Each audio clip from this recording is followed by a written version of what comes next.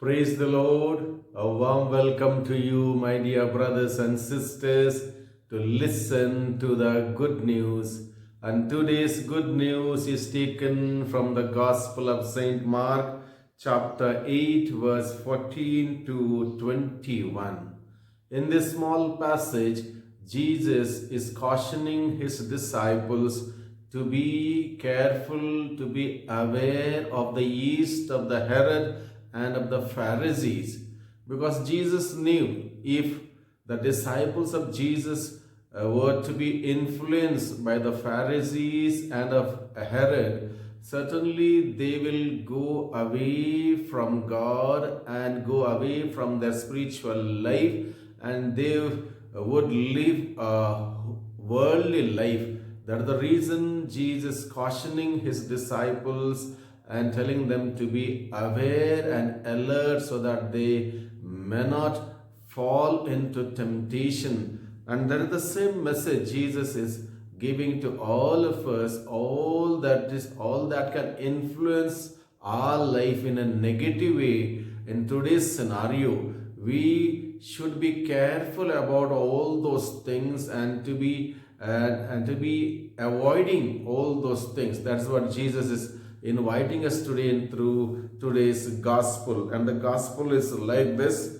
At that time, the disciples had forgotten to bring bread, and they had only one loaf with them in the boat. And Jesus cautioned them, saying, "Watch out, beware of the leaven of the Pharisees and the leaven of Herod." And they began discussing with one another the fact that they had no bread. And Jesus, aware of this, said to them, "Why are you discussing the fact that you have no bread? Do you not yet perceive or understand? Are your hearts hardened? Having eyes, do you not see? And having ears, do you not hear? And do you not remember? When I broke the 5 loaves for the 5,000, how many baskets full of broken pieces did you take up?" They said to him, 12. "And the 7 for the 4,000, how many baskets full of broken pieces did you take up?" They said to him, 7. And he said to them, "Do you not yet understand?"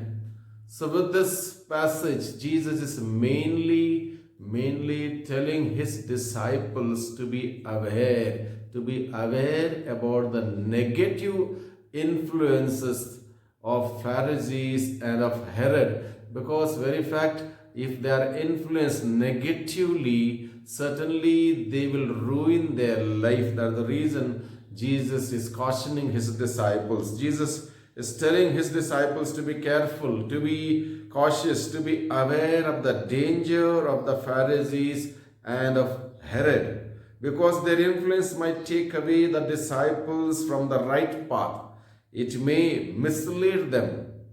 Pharisees and Herod filled with lots of negativity. If their negativity influences the minds of the disciples of Jesus, then certainly there will be a great danger to the life of the disciples of Jesus. So negativity influences human beings faster than the positivity. Negativity always influences human beings faster than the positivity. Example, in the modern age where we live, the media is so powerful, and the negative impact of the media is powerfully capturing the attention of the children, of youth, and also many other grown-up people. People are simply drawn towards negativity, towards all that is bad, all that is evil, and people are getting destroyed because of the negative influence of the media. Media in itself is not a bad thing, it is a good thing, provided everyone should use it prudently.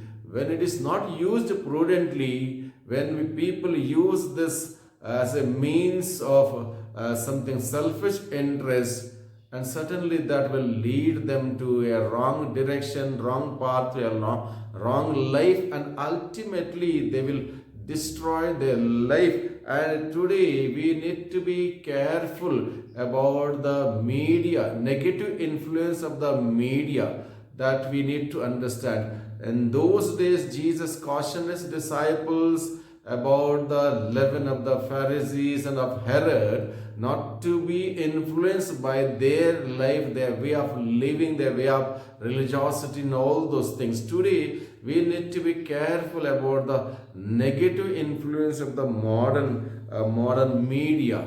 So, not only the modern media, besides that, all that is negative, all that can influence our life in a negative way, we should be avoiding all those things. That can be people who are doing some wrong work. We should avoid their company. Wrong way of talking, foul language. We should avoid all those things. So suddenly Jesus is inviting us to keep away all the negativity from our life. How to remain safe? First and foremost, we need to keep away the hypocrisy. We need to be sincere. We need to be honest. We need to keep away the hypocrisy.